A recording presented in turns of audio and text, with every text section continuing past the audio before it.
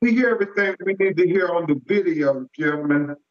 Uh, I mean, he tries to come up with some asinine justification talking about, well, I wasn't going to take a pot of hot water to the face.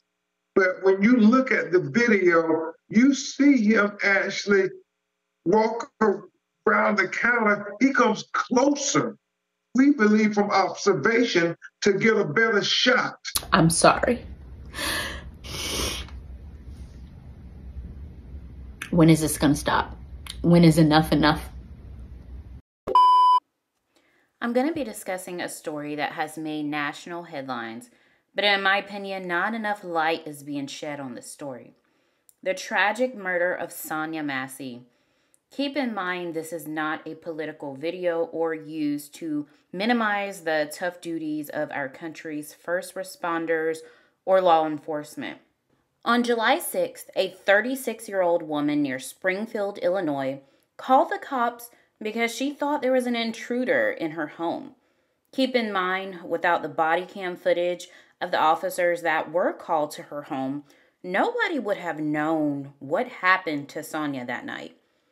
My walkthrough of events are coming straight from actual footage. When the cops arrived to her home, one man named Sean Grayson, who was a sheriff, accompanied by another officer. They knock on the door.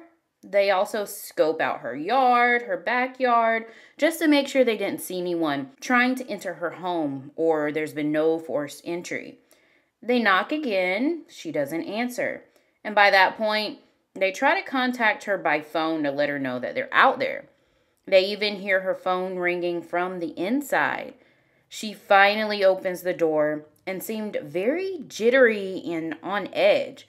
The officers ask what took her so long to open the door, and she responds by saying she had to put some clothes on.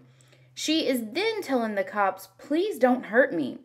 And they're like, "Why would we hurt you? You called us." At that point, I knew something was off with her. So I'm just going to add this piece of information to the story about her behavior so that it could be understood by the public, because throughout the footage, her behavior is going to seem a little bit off. Sonya had paranoid schizophrenia, meaning she has moments where she may feel like she's being chased, stalked, or someone is out to get her. In one part of this video, they ask her if she needs anything, is she good mentally, and she responds and says, yes, I'm good. I've already taken my medication and everything.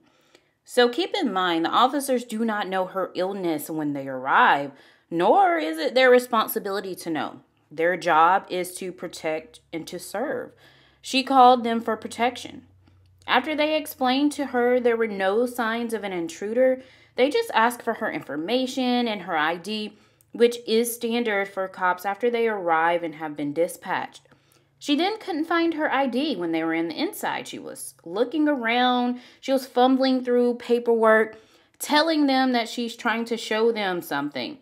But they then tried to organize the visit a bit more and tell her just to get her ID first. They're going to do one thing at a time. But she can't find it. So one of the officers noticed that the stove was on while she was searching, and he then tells her to go turn the stove off. 1 second.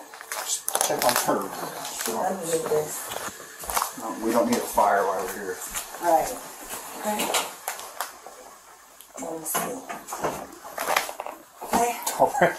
Where you going? Huh? Where you going? Away from your hot steaming water. Away from my hot steaming water? Yeah. Oh, I rebuke you in the name of Jesus. She gets up and does exactly what he asks.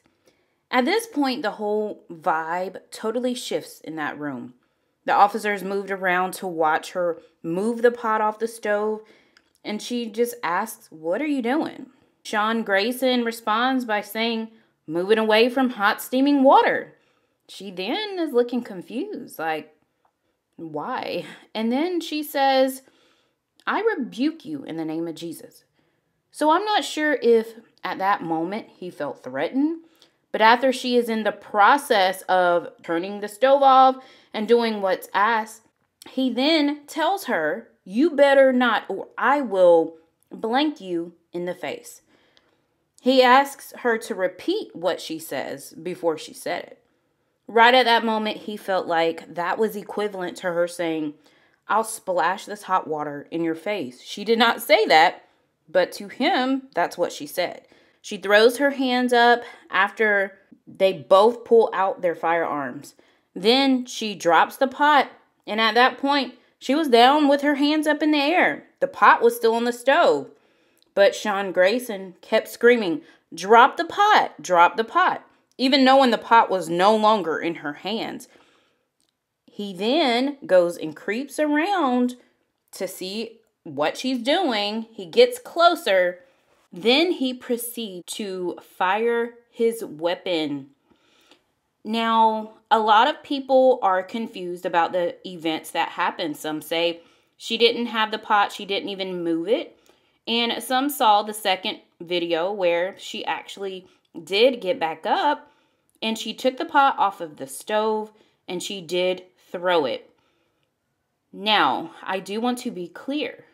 Just because she did get the pot does not justify him firing his weapon.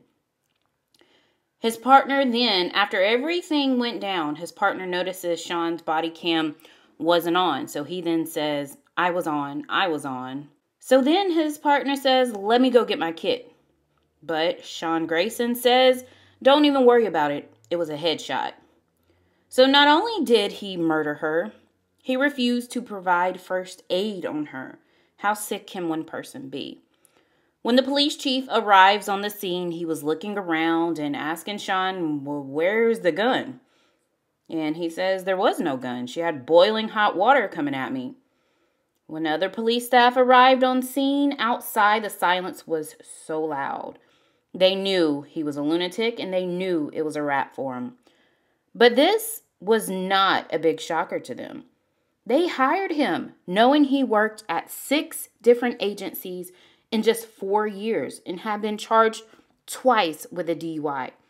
This was listed on his application. His past disciplinary behavior should have prevented him from being eligible to work as someone with such a duty of power. Why would you put someone in this position knowing their history?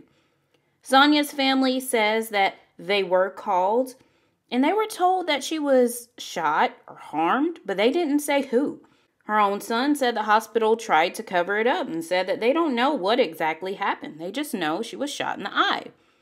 So if that body cam footage was not on, they could have said anything, which originally Sean Grayson's statement was that she charged at him with a pot of boiling water, which we all saw that is not what happened. Now keep in mind, his body camera was off, which should already be an automatic termination. Sean Grayson was arrested in the murder of Sonya Massey, as well as aggravated battery with a firearm and misconduct. He is now in jail with no bond. There will be more information coming very, very soon.